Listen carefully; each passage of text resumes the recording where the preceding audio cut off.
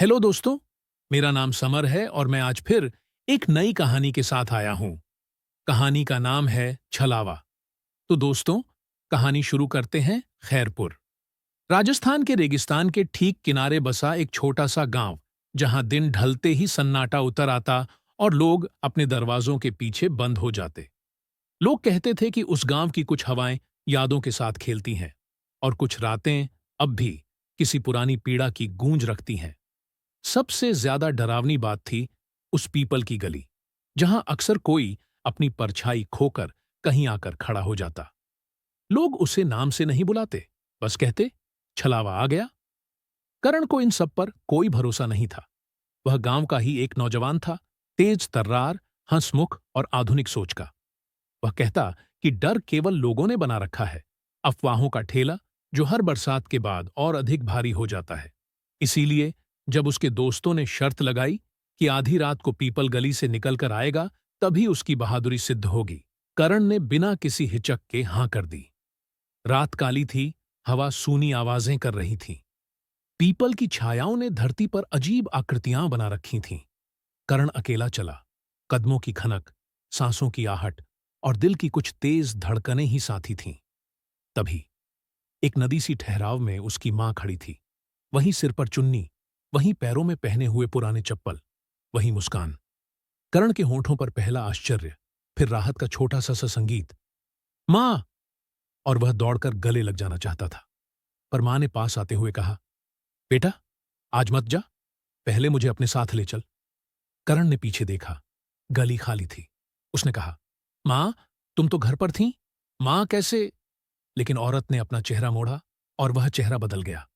आंखें रक्तिम, होंठ खिंचे हुए, चेहरे पर कुछ ऐसा तिल सा जो जलने की निशानी दे रहा था। आवाज गूंगी, पर भीतर से किसी ने कहा, मैं छलावा हूं। करण के रोंगटे उठ गए। वह भागा, दहाड़ता हुआ भागा और ठोकर खाकर गिर पड़ा। जब होश आया तो पूरे गांव के लोग उसके सामने खड़े थे। ठाकुर रघुनाथ ने धीरे से बताया, सालों पहले एक लड़की थी, चंद्रिका, सुंदर, धीमी स्वर वाली, गांव वालों की भाषा से अलग, कुछ सपनों वाली। एक दिन किसी अफवाह ने आग पकड़ी। कहा गया कि चंद्रिका ने धोखा दिया है, किसी का रिश्ता भंग किया है। अफवाहों का आमतौर पर असर छोटा होता है, पर कभी-कभी वह बिल्कुल आग की तरह फैल जाता है। चंद्रिका पर झूठे इल्जाम लगाए गए। लोग उससे मुंह मोड़ गए। कुछ लोग तो उसके खेत भी हड़पने की कोशिश करने लगे। लोग कहते हैं कि अपमान सह न सकी तो रातों रात ही उसने उसी पीपल पर फांसी लगा ली। मरते समय उसने कसम खाई, जो भी मुझे धोखा देगा, उसकी शक्ल लेकर मैं उसे डराऊंगी। जो भी मुझे बदनाम करेगा, उसे अपने छल रूप से बर्बाद कर दूंगी। तभी से लोगों ने उसे छलावा कहना शुरू कर दिया। कोई भी अपना रूप देकर आता और फिर अपना असली भयावह बचपन दिखा देता। कर्ण ने उस रात की खौफनाक घटना को मुंहतोड़ तर्क से दबा लिया। पर कुछ दिनों बाद गांव में और घटनाएं होने लगीं। कुएं पर नौजवान की मालिकाने वाली बूढ़ी आत्मा, खेतों में किसी की खिलखिलाहट जो सुनने वाले के दिल में पुराने दुहक उगा देती, और हर बार पीपल की गली में कोई न कोई परछाई दिखती जो पहले मिली-जुली लगती और फिर बदल जाती। पंचायत बुलाई गई, ढेरों उपाय किए गए, पुजारी ने मंत्र पढ़े, राख चलाई, कुछ देर के लिए शांत हो जाता, पर फिर से वही चीखें उठतीं। तब पुजारी ने कहा, यह सिर्फ भूत प्रेत की बात नहीं, जो न्याय नहीं हुआ उसका लावा भीतर जलता रहता है। आत्मा तब तक चैन नहीं पाती जब तक सच उजागर न हो। कर्ण की निष्ठा आहत हुई। उसने सोचा, अगर सच में चंद्रिका निर्दोष थी तो क्यों ना उसका सच सामने लाया जाए। उस रात से कर्ण ने गांव के पुराने अभिलेख, रजिस्टर, जमींदारों के कागज और बूढ़े मासी चाचाओं की कहानियां इकट्ठी करना शुरू किया। उसने जाना कि चंद्रिका की जमीन के पास कुछ लोगों ने चुपके चुपके हाथ साफ करने की कोशिश की थी। किसी कोर्ट की फाइल में नाम नहीं था। सब कुछ कानाफूसी और चंद शब्दों में था, जो टूटकर हवा में घुल गए। पर कर्ण ने शोध किया और एक पंखे पड़े पुराने दस्तावेज में एक घोषणा पड़ी। चंद्रिका ने सचमुच गांव की एक असली मदद की थी और उसी की वजह से किसी ने उसे दुश्मन मान लिया था। असल में जो दहशत फैलाई गई थी, वह जमीन के लालच के कारण थी। कर्ण ने पंचायत में मामला उठाया। उसने सभी के सामने सबूत रख दिए, जमीन के पुराने दस्तावेज, गवाहों की बातें और उस रात चंद्रिका के साथ किए गए अन्याय का पूरा ब्यौरा। कुछ लोगों के चेहरे लाल हो गए, कुछ के हाथ कांपने लगे। वे जो चंद्रिका पर इल्जाम लगाने वालों के वंशज थे, उनकी आंखों में शर्म का अंधेरा छा गया। तब जो कुछ हुआ वो कहानी की सबसे भारी शाम थी। तभी से पीपल के पेड़ की गली में हवा बदली हुई महसूस हुई। रात हुई और गांव के बूढ़ों और युवाओं की भीड़ पीपल के पास इकट्ठा हुई। करण ने चंद्रिका के नाम पर एक छोटे से भंडारे का आयोजन किया। उसकी याद में दीप जलाए गए, उसके किए गए नेक कामों का जिक्र हुआ। गांव की बूढ़ी औरतें रोती रहीं और कईयों ने पहली बार अपने जुर्म कबूल किए। कैसे उन्होंने झूठ फैलाने में हाथ बंटाया, कैसे किसी ने जमीन के लालच में अनदेखा कर दिया।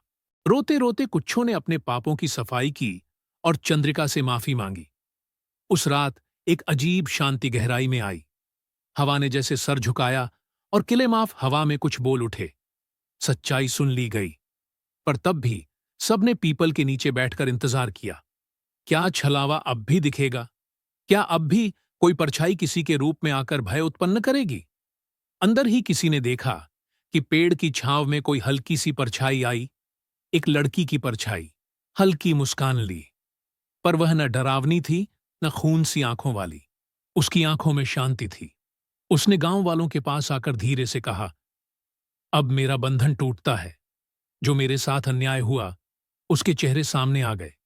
मैं बदला मांगने नहीं आई थी, मैं सिर्फ सच की उम्मीद लेकर अटकी रही।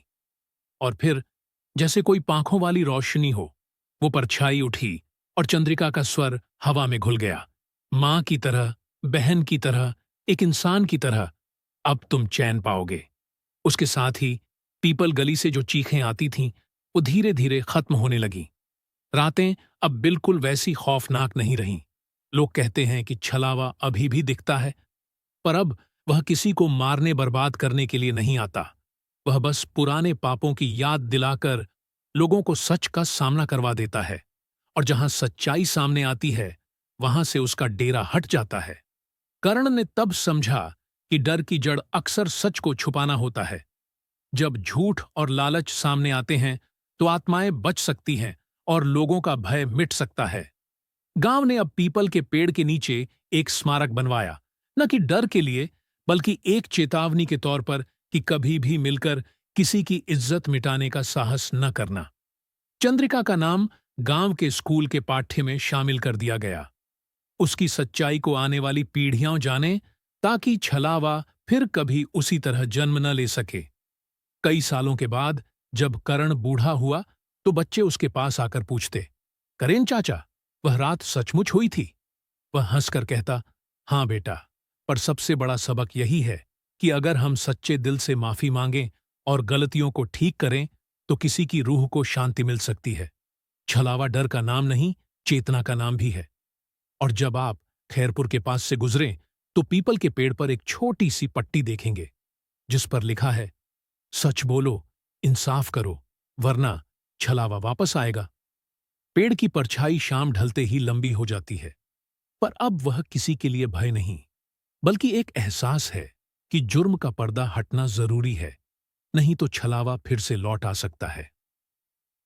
तो दोस्तों, आपको यह कहानी कैसी लगी, हमें कमेंट में जरूर बताएं और हमारे छोटे से चैनल को सब्सक्राइब करना ना भूलें। धन्यवाद।